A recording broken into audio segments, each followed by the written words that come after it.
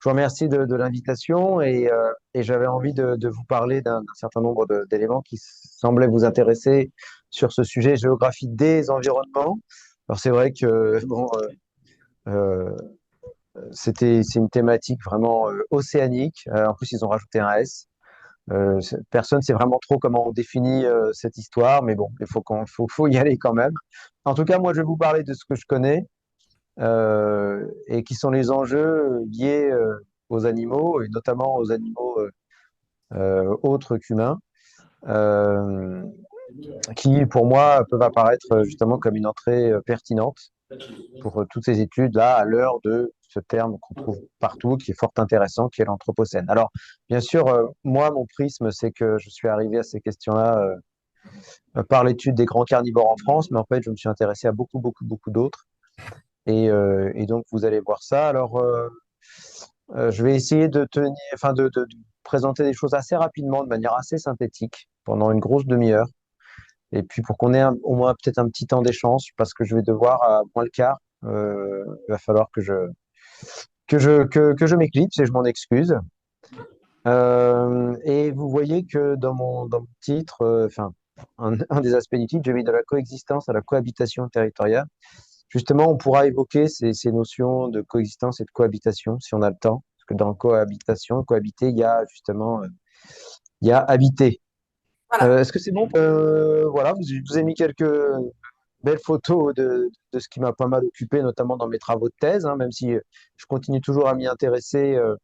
Mais j'ai élargi considérablement mes horizons, comme vous pouvez aussi le voir avec le bouquin qu'on a sorti avec Philippe Sierra sur la géographie des animaux. On va parler d'ailleurs de ça. Vous pouvez passer à la deuxième diapo, du paysage animal à la géopolitique de l'environnement. Alors, si vous vous intéressez un petit peu Il à faudra ces qu'on mette questions, toute à droite, enfin à gauche là, et puis zoomer plus c'est dessus. bon? Vous avez la diapo du 100%. paysage animal à la géopolitique de l'environnement? Oui, oui, Oui, oui, c'est c'est bon. bon.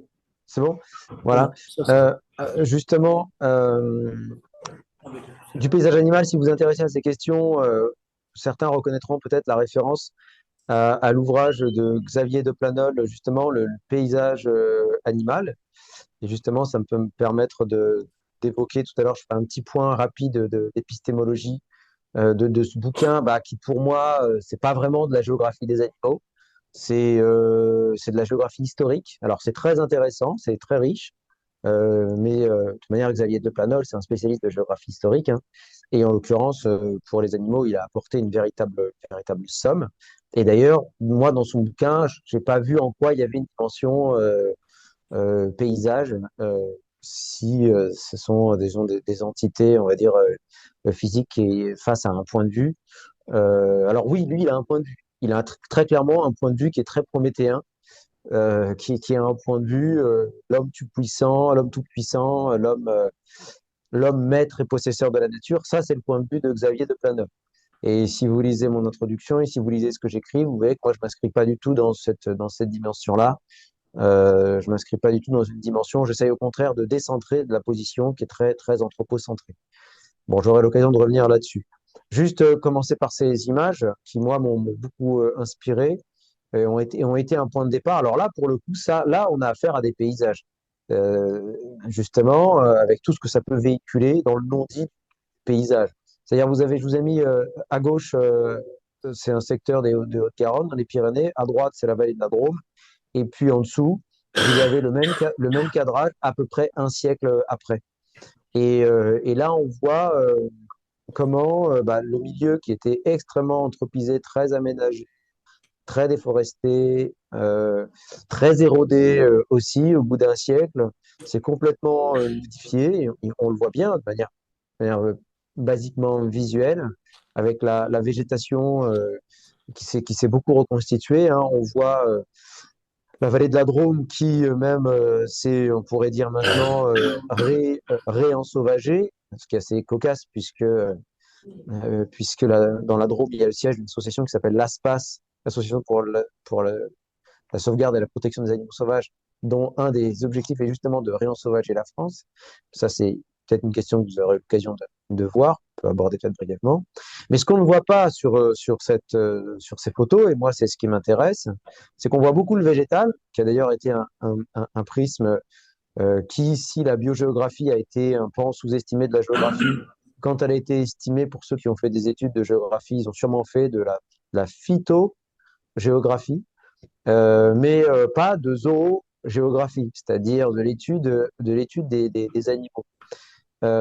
Et en fait, là, sur cette photographie, il y a des animaux que l'on ne voit pas, mais que l'on peut deviner, puisque avec cette reconstitution de la végétation, eh bien, il y a toute une grande faune sauvage qui a fait son retour, qui avait quasiment été éradiquée. Pas seulement les grands carnivores, hein, mais aussi les grands herbivores, cervidés, chevreuils, cerfs, biches, sangliers, et qui, à cette fin des années 90, cette fin du XXe siècle, avait déjà commencé à faire un assez bon retour, certes parfois un petit peu aidé, mais aussi beaucoup parce que les zones ont vu leur chasse limitée.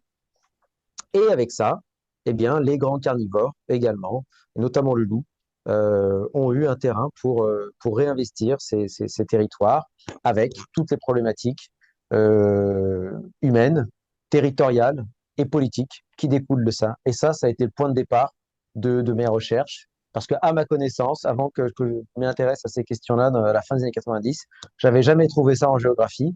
Et pourtant, moi, je trouvais ça très, très géographique. Donc, la grande question qu'on peut retenir pour cet après-midi, c'est dans quelle mesure les animaux autres qu'humains peuvent-ils être des médiateurs dans l'étude des rapports société-environnement en géographie, médiateurs comme justement moyen d'entrée dans l'étude. Alors, vous avez noté que j'ai mis animaux autres qu'humains parce que je considère avec l'éthologie contemporaine que les animaux sont les, il y a des animaux humains, parce que nous faisons partie du règne animal. La preuve, il y a des virus qui nous rappellent. Certes, nous sommes des animaux très particuliers, même si nous ne sommes pas les seuls à être très particuliers, parce que je pense que du point de vue de la blatte, peut-être qu'elle-même se trouverait particulière. Bon, blague à part, c'est vrai que nous sommes des animaux qui avons la capacité de modifier considérablement notre milieu, à tel point qu'on devient même un agent géologique, pour citer Élisée Reclus. Mais cela dit, bon, pour des raisons de convenance, je vais employer le terme d'animaux dans le sens courant. Dans l'introduction du bouquin, justement, on revient très longuement là-dessus. Et ce qui est intéressant aussi, l'autre question qu'on peut se poser, c'est que justement, nous, les humains, et surtout les géographes, on va dire classiques, comme ceux du directoire actuel de la Société de géographie, si vous voyez ce que je veux dire, si vous avez suivi l'actualité, et notamment la démission fracassante d'un certain nombre de membres de la Société de géographie qui considèrent cette société comme non seulement réactionnaire, certes, ça c'est un point de vue, mais aussi climato-dénialiste et globalement, je dirais, changement global dénialiste, quoi. Euh, eh bien, moi, ce que j'aimerais présenter, c'est comment penser une cohabitation, parce que cette très chère planète, qui en a vu d'autres, quand on dit qu'il faut penser à la planète, il faut sauver la planète, etc., vous savez très bien, vous autres, que la planète, en tant que telle, elle n'est pas en danger. En revanche, les formes de vie qui sont dessus, et à commencer par nous-mêmes, nous risquons de rencontrer un peu plus de difficultés. La planète qui a 1,5 milliard, on a vu d'autres, hein. Il y a eu, comme vous le savez très bien, 4 autres grandes extinctions, donc parfois plus de 90% des formes de vie ont disparu. Et vous voyez, les formes de vie sont réapparues. Mais en attendant, ce qui reste, est un espace, un territoire qu'il s'agit d'habiter, si possible, d'habiter en commun, tout le terme de cohabitation. Alors, j'aimerais, dans un premier temps, revenir sur une petite épistémologie pour voir justement ce que nos chers confrères et ancêtres géographes ont pu faire, et puis de voir justement de quoi on parle, même si j'en ai déjà touché deux, trois mots. Après, voilà, comme j'ai pas le temps de tout aborder, j'ai voulu prendre quelques petites entrées, même si parfois vous allez voir, ça se chevauche. Les animaux en tant que médiateurs pour l'étude des mutations socio-territoriales, justement parce que l'empreinte humaine, elle a évolué dans le temps, et puis aussi notre rapport, qui est complexe, comme en fonction des catégories d'acteurs, il n'est pas le même, évidemment. Un élu d'une commune rurale ne pense pas la même chose qu'un scientifique, qu'un environnementaliste, qu'une personne qui vit dans des centres urbains, évidemment. Et puis, dans un dernier temps, j'aimerais voir aussi comment, en fait, les animaux, et notamment parfois les plus emblématiques d'entre eux, peuvent représenter des acteurs et des entrées pertinentes pour des études géopolitiques multiscalaires. Alors, moi, j'ai un prisme déformant et j'essaye de travailler sur moi-même. C'est justement le fait d'avoir travaillé sur des grandes espèces. Je travaille sur le loup, sur l'ours brun, sur l'ours polaire, c'est un peu emblématique, mais je suis de plus en plus critique sur moi-même, vous voyez, parce que je pense, et c'est pour ça que je pense que l'ouvrage d'Éric Orsena, et j'ai oublié le co-auteur, sur la géopolitique du moustique, là, je pense qu'il y a vraiment des choses aussi très intéressantes à faire, nous intéresser à ces espèces qui sont moins emblématiques.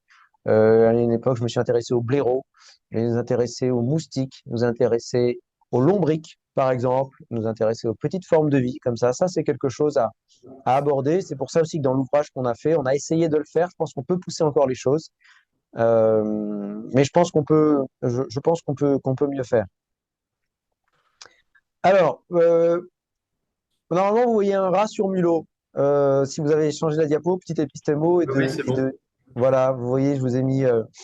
Bah, écoutez, je vous ai mis un petit rat sur mulot. Vous voyez, qu'on appelle souvent, bah, c'est le rat hein, courant.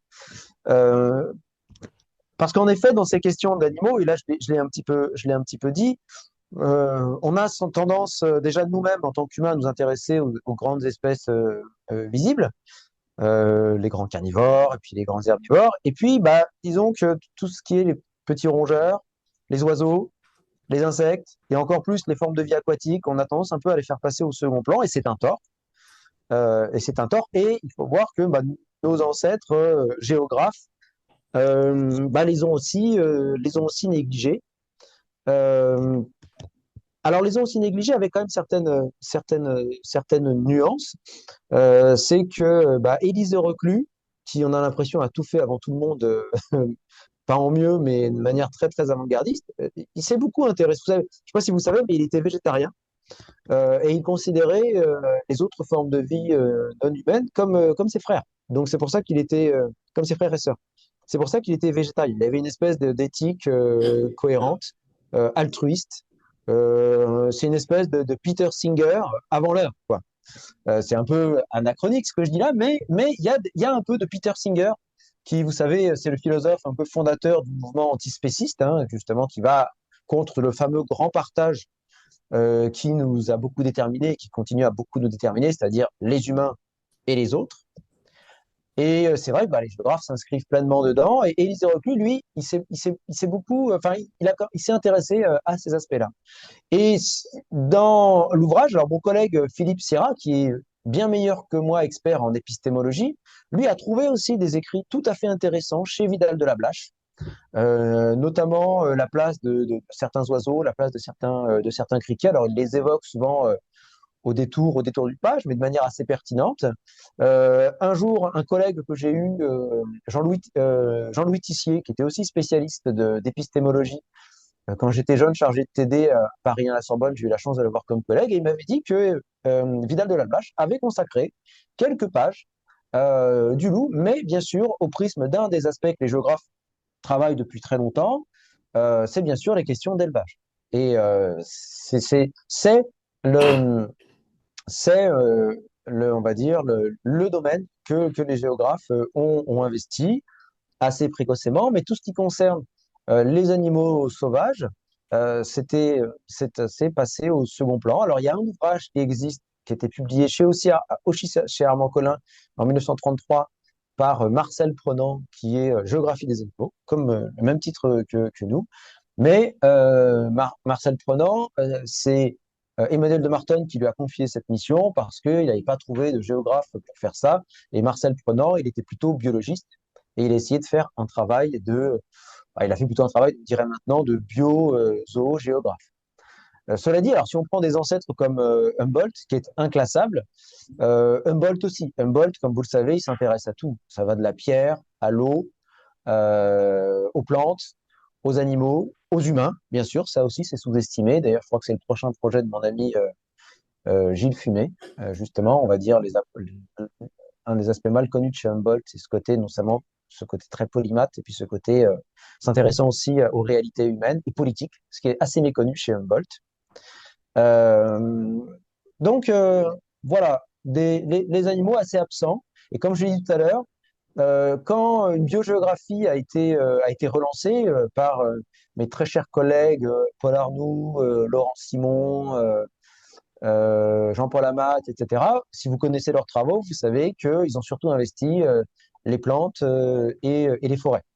Euh, Avec des dimensions tout à fait intéressantes parce ils ont réintroduit, enfin, non seulement ce sont de très bons biogéographes c'est-à-dire ce qui se fait bien à l'inspiration de Georges Bertrand, c'est-à-dire Georges-Claude Bertrand, le fait de prendre en compte les dimensions écologiques factuelles, mais aussi d'introduire ce qui fait notre spécificité de géographe, c'est-à-dire la dimension humaine, y compris la dimension diachronique, et puis les dimensions culturelles, les dimensions sociales.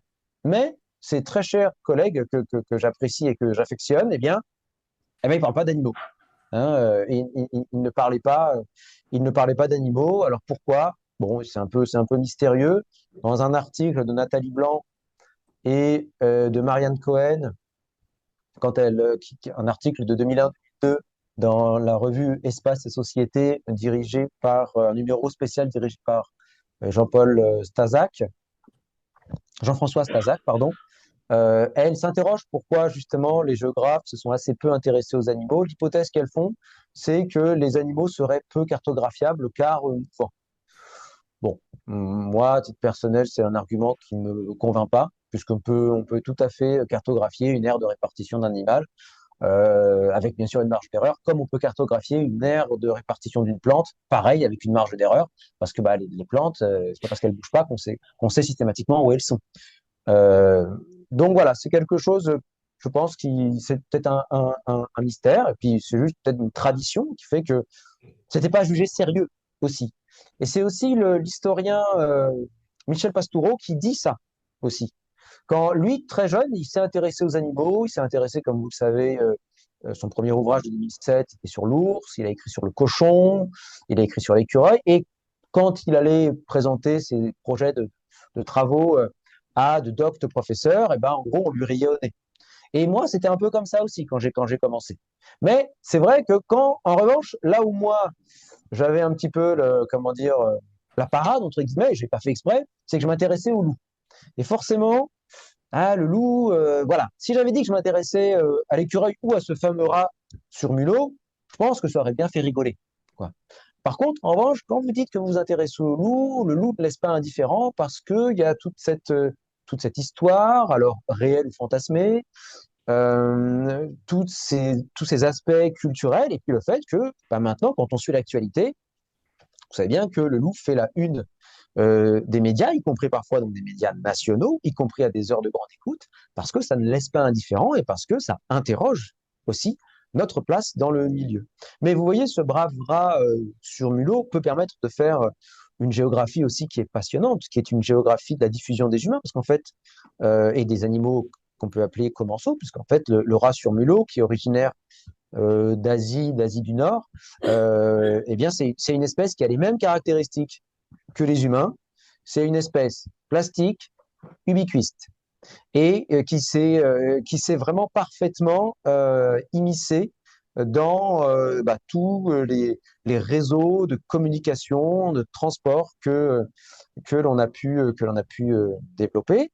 Alors, contrairement à une idée reçue, alors, il peut être atteint de maladie, mais ce n'est pas du tout l'animal le plus pathogène. Le plus pathogène de l'histoire, c'est le rat noir, qui est un autre commensal de l'homme, qui à l'heure actuelle est en grande régression, et c'est lui qui était vecteur de la peste. C'est pas ce rat-là, hein, qui est plutôt le rat gris, qui c'est pas ce rat-là qui est vecteur. Mais vous voyez que même à travers cet animal qui nous apprend beaucoup, y compris d'une part par l'impact qu'il peut avoir dans les milieux où il est arrivé, hein, parce que dans beaucoup d'endroits où il arrive, il est considéré comme une espèce exotique envahissante, notamment sur les îles, ou dans beaucoup d'îles du Pacifique, de l'océan Indien, il n'y avait pas de prédateurs comparables ou d'animaux aussi plastiques, où là, il a pu avoir de gros effets, notamment sur les oiseaux.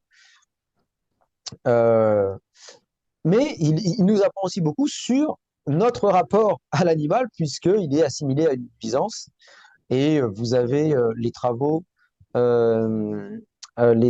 de Joël Salomon sur justement, entre guillemets, les sales bêtes qui nous dérangent. Elle a un magnifique ouvrage qui s'appelle Les Indésirables, où elle traite justement des fourmis, elle traite des punaises de lit, elle traite des moustiques, elle traite justement du rat, pour justement faire une espèce de géographie urbaine de nos rapports aux animaux et notamment de nos rapports des animaux qui nous dérangent. Même si la géographe Nathalie Blanc, dans son ouvrage de la fin des années 90, Les animaux et la ville, avait déjà ouvert la voie.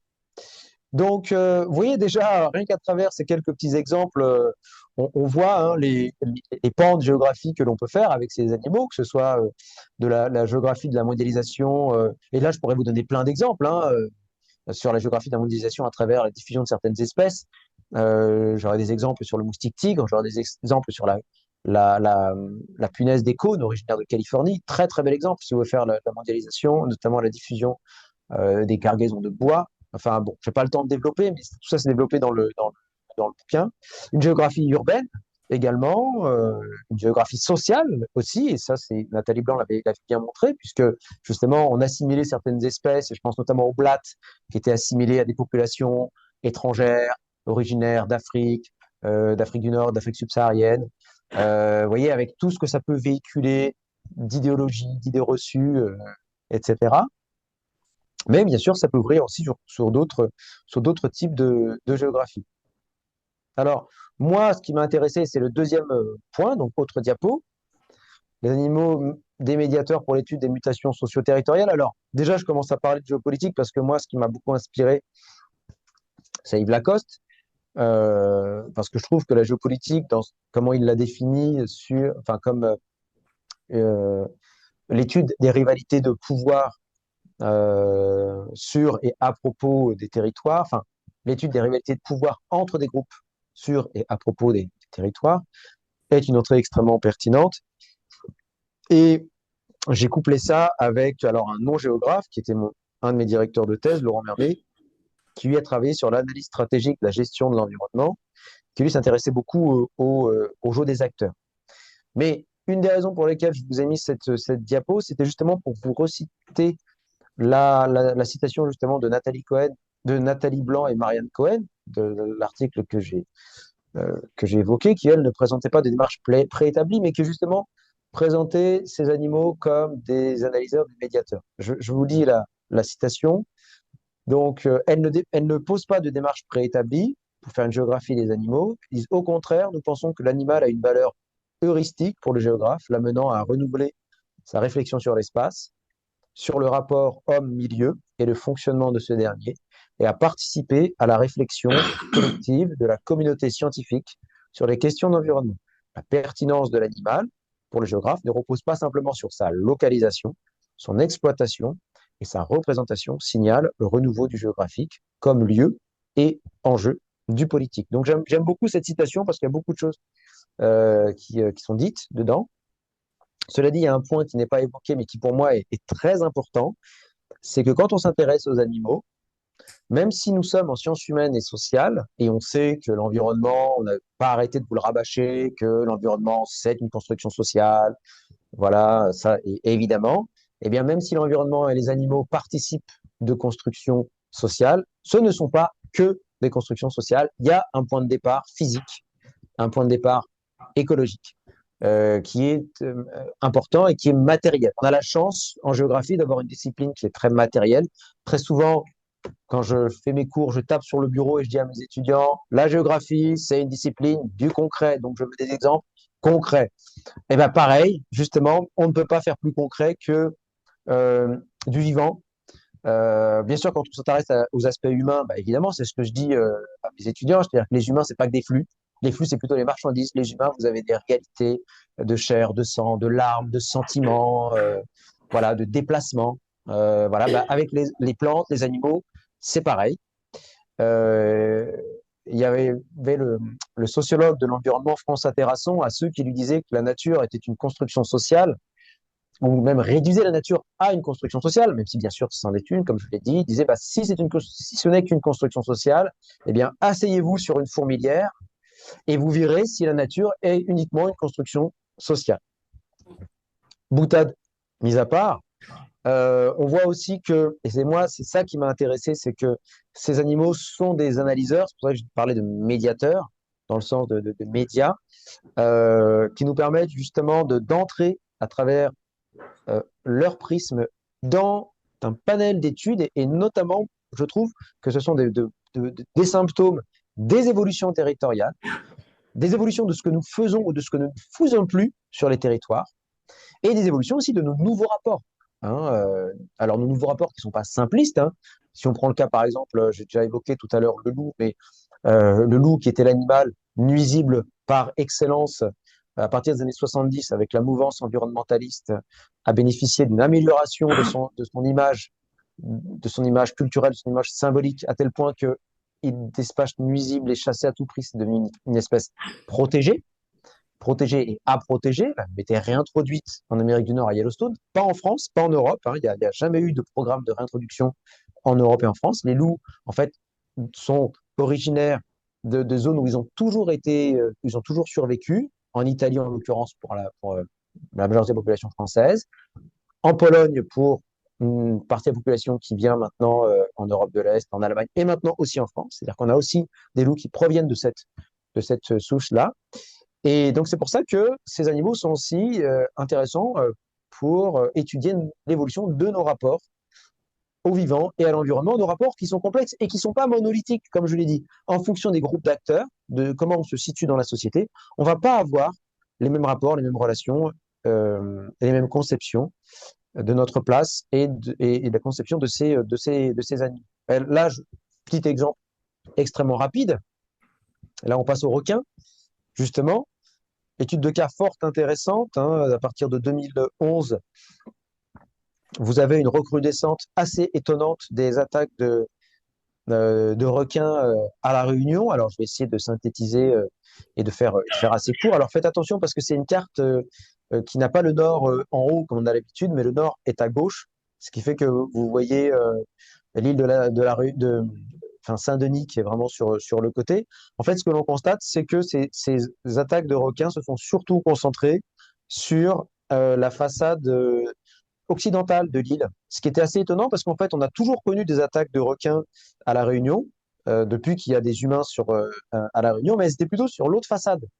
Et au début, les observateurs ne comprenaient pas pourquoi il y avait autant d'attaques sur cette façade-là. Et en fait, quand on regarde les usages et les modifications des milieux, eh ben en fait, on a des pistes de réponse. D'une part, si on prend l'espèce, alors je ne vous ai pas mis une belle photo de requin, mais j'aurais peut-être dû.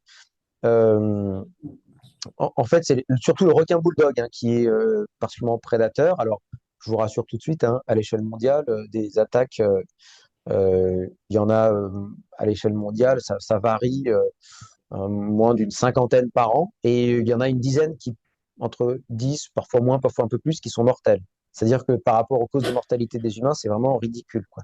Et c'est souvent cette espèce qui est impliquée, c'est le requin bulldog. Surtout pas le grand requin blanc de Spielberg, qui est une espèce, la plupart du temps, est vraiment inoffensive, quoi. D'ailleurs, il y a même des personnes, faut pas faire n'importe quoi, bien sûr, mais vous avez même des personnes qui plongent avec.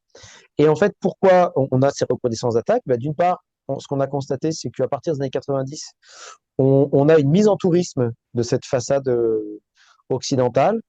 Et avec cette mise en tourisme, des densités, une artificialisation très forte, ce qui va avoir tendance à augmenter la pollution et la turbidité de l'eau. Or, le requin bulldog est un requin adapté à de l'eau turbide et aussi une augmentation des usages et une augmentation des pratiques de sport de glisse qui étaient quasiment inexistants avant cette période-là. Les Réunionnais, traditionnellement, ne se baignaient pas, ou très peu. Ils allaient en bord de mer, mais ils ne se baignaient pas.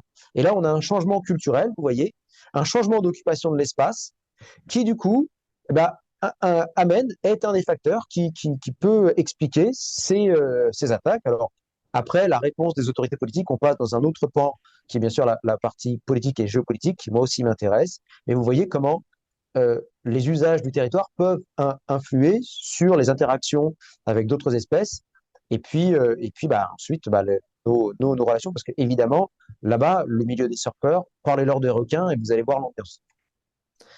Et puis, dernière entrée, hein, des entrées des acteurs dans des études géopolitiques multiscalaires. J'aurais pu prendre le cas des requins, hein, puisque les requins sont c'est aussi une étude géopolitique multiscalaire intéressante. Le cas du loup.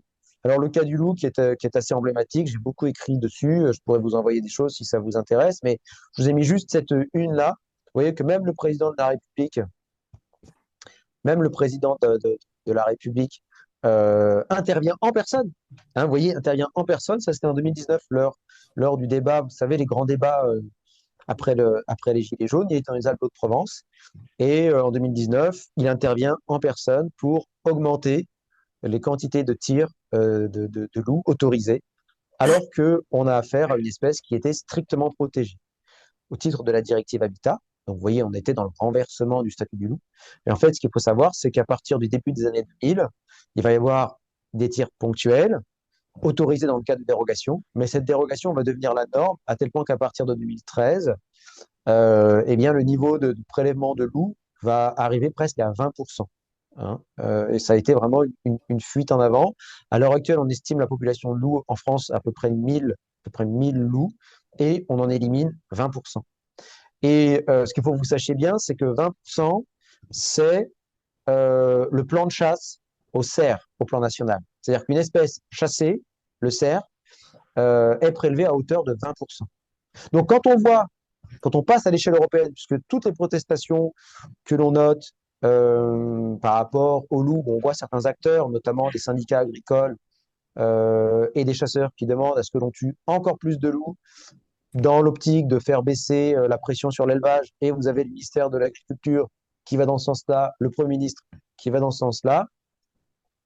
Eh bien, on voit que cette tendance, elle est aussi à l'échelle de l'Union européenne, qui pourtant a été l'instance qui a promu la protection du loup, mais on voit même les déclarations d'Ursula von der Leyen depuis septembre 2023, où elle a entraîné avec elle, alors c'est pas l'histoire de son poney, hein, si vous en avez entendu parler, moi j'y crois pas une seconde à cette histoire de poney, je n'ai pas le temps de rentrer dans les détails. On dit qu'elle fait ça parce qu'elle s'est fait manger son poney par des loups.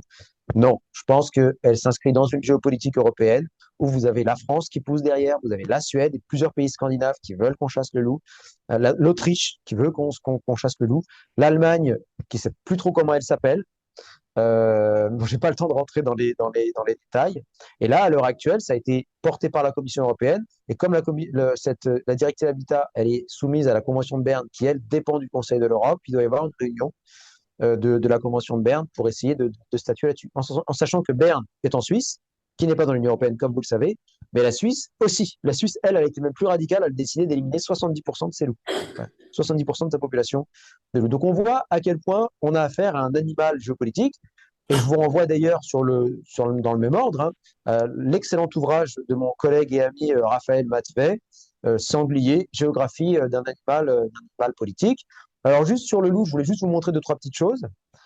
Là, vous avez une carte bleue, alors qui ne donne pas d'argent, mais Nobody Lives Here, qui est la carte, en gros, des zones à peu près, enfin, les plus vides, plus c'est foncé, plus vous avez de faible densité. Et on s'aperçoit que ce sont les zones où, à l'heure actuelle, on est en train de voir les loups revenir. Et regardez la carte d'après, c'est une carte de la DATAR sur les inégalités d'accès aux soins de proximité. Alors, je sais bien que corrélation n'est pas causalité, mais vous voyez, moi, je trouve que la similitude entre ces deux cartes, elle est assez troublante et ça correspond à l'ère de présence des loups actuels. Et donc, ça montre bien, ça montre deux choses. Ça montre, d'une part, que les loups vont dans les zones de faible densité, qui sont à l'heure actuelle les zones où on voit le plus de dégradation de services publics. Jadis, c'était aussi la carte qui correspondait au néo-bastion du Rassemblement national. Alors, elle est plus valable, cette carte-là, comme vous le savez, puisque maintenant, c'est toute la France qui vote pour le Rassemblement national. Mais c'est assez symptomatique, justement. Je ne sais pas ce qu'on peut en déduire de cela, mais il y a cette corrélation que moi, je trouve intéressante et stimulante sur le plan intellectuel. Peut-être qu'on aura l'occasion de recreuser. Autre diapo justement. Alors pour dire, est-ce que les loups sont vraiment responsables de la disparition de l'élevage, comme c'est souvent dit par les opposants, avec la corrélation de on va tuer les loups pour faire baisser la pression? Et bien si on regarde dans les Alpes, ici je vous ai mis le nombre d'actifs dans l'élevage ovin-caprin. Et ben en fait on s'aperçoit que par rapport à la France, qui connaît un déclin structurel du nombre d'ovins, enfin du nombre de professionnels dans toute l'agriculture, y compris dans l'élevage, on s'aperçoit que c'est l'inverse dans les Alpes, alors que c'est la zone où il y a la plus forte densité de loups en France. Donc ça aussi, c'est une corrélation qui est intéressante. J'ai pas le temps de revenir là-dessus, mais je terminerai juste rapidement par l'ours polaire. Alors là, bien sûr, si vous voulez prendre encore, changer d'échelle, puisque l'étude de l'ours polaire, elle est intéressante parce qu'on peut étudier à la fois, ça va à la fois des communautés locales, de l'affirmation identitaire, de certains modes de subsistance traditionnels qui sont en danger, avec une articulation avec la modernité qui n'est pas toujours évidente, mais qui n'est pas non plus si catastrophique que ça, si on suit ce que dit et ce qu'écrit Béatrice Collignon, la spécialiste des Inuits de l'Arctique. Et puis, on peut monter à différentes échelles, puisque les ours polaires, comme vous voyez sur cette carte, sont présents dans pas moins de 5 États, et parfois pas des moindres, puisqu'il y a l'Alaska, les États-Unis, la Russie, qui est la vraie puissance de l'Arctique, le Danemark avec le Groenland, la Norvège avec le Svalbard, et le Canada, bien sûr. Donc là, vous avez parfois des tensions et des affrontements à pas feutrer. J'ai fait un article avec Rémi Marion, mon collègue, dans Géoconfluence, si vous voulez creuser un petit peu plus. Et, ah tiens, il y en a deux, c'est pas grave. Et justement, alors, je vous ai mis une belle photo d'ours polaire, parce que ça fait toujours de voir un plaisir de voir un ours polaire. Mais je vous ai mis une dernière diapo, là, dernière diapo. Bah, vous voyez, vous reconnaissez. Qui c'est que vous reconnaissez là? Tout à droite, là, vous reconnaissez? Bah voilà, notre ami Poutine. Vous voyez là qui est avec une équipe de scientifiques. Justement, on voit comment les puissants qui aiment bien se montrer magnanimes par rapport à certaines espèces. J'ai pas le temps de rentrer trop dans l'analyse, mais c'est intéressant de voir que voilà, c'est pas à côté d'un rat sur mulot qui se fait prendre en photo, si vous voyez ce que je veux dire. Donc vous voyez un peu tout ce que ça peut drainer. Pour terminer, voilà, assez rapidement, donc j'ai mis cette magnifique girafe qui fait notre couverture de notre ouvrage. Moi, ce que j'ai trouvé intéressant dans le fait de travailler seulement sur la géographie des animaux, c'est que c'est un moyen intéressant justement de faire comme comment dire, cette paraphrase de la devise de l'Union européenne, mais qu'on doit à Jacqueline Beaujeu-Garnier, c'est que la géographie, c'est un peu de l'unité dans de la diversité. Et je trouve que la géographie des animaux permet ça, et je trouve ça assez stimulant. J'ai brossé des choses vraiment à grand trait. Vous avez bien sûr cet ouvrage-là qui vient de sortir. Faites-le acheter par vos CDI, ou je sais pas, ou empruntez-le, ou offrez-le à Noël. Enfin bref, voilà. Mais il y a aussi pas mal de choses sur Géoconfluence. Il y a des articles qu'on peut trouver aussi en ligne, pas mal de choses. Si vous vous intéressez à l'ours, dans l'Encyclopédie Universalis, j'ai fait l'entrée sur les ours bruns en Europe, selon un angle de géographe. Et puis, vous avez aussi un numéro spécial d'une revue qui s'appelle Courrier de la Nature, qui est la revue de la Société nationale de protection de la nature, que j'ai dirigée, que j'ai co-dirigée, et vous avez beaucoup de géographes qui interviennent dedans. Sur une géopolitique du panda, bien sûr, j'ai écrit avec mes mains sur l'ours polaire, j'ai écrit sur l'ours brun dans les Pyrénées et en Europe. Il y a un article aussi, aussi d'une géographe qui est Marie d'éleveur, qui est Corinne Echen. Elle est mariée avec un éleveur en Ariège. Et en Ariège, si vous vous intéressez à la question de l'ours, c'est très tendu. Voilà, vous pouvez trouver pas mal de petites choses. Puis vous avez pas mal de nouveaux géographes aussi. Je vous invite à aller sur la page de notre collectif, qui est le collectif Gâteau, Géographie des animaux non humains et territoires, où vous retrouvez des écrits de Guillaume Marchand, de Philippe Sierra, de moi-même, de Sarah Bortolamiol aussi, les travaux de Sarah Bortolamiol, qui a beaucoup travaillé sur les grands singes, sur les éléphants. Euh, Laine Chanteloup, qui elle a travaillé sur la chasse et le tourisme à travers le prisme des animaux. Bon, Coralie Mounet aussi, qui a travaillé sur le sanglier et sur le loup.